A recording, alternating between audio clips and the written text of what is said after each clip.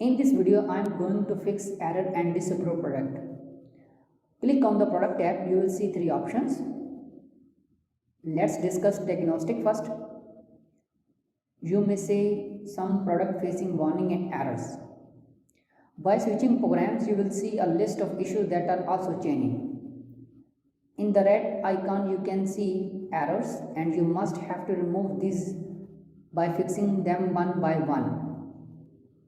Pending initial view, this error says please wait up to 3 business days for the review to be completed. Second error is about tax. I am going to fix it right now alongside Zoom.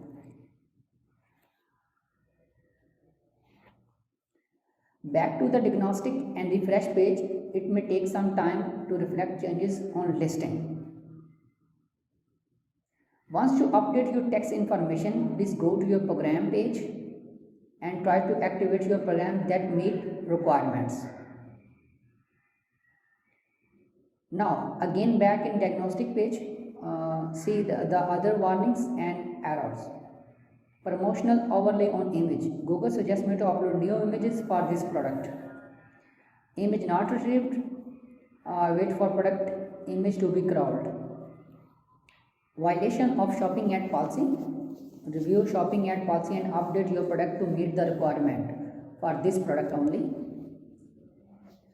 In the yellow icon, you can see warning. It doesn't impact on feed because most warnings are human error, like your product have no description, missing value, like size, color, low quality image, and missing GTN barcode. You have to go to your Shopify product page and fix them by yourself. Whenever you make changes on product level on Shopify, Alpha Feed will automatically update in Merchant Center. Click on All Product menu. You will see the list of your Shopify product include variant are here in the Merchant Center. You can see the rest of details yourself. In the feed menu, you can see your feed source. Alpha is using Google Content API.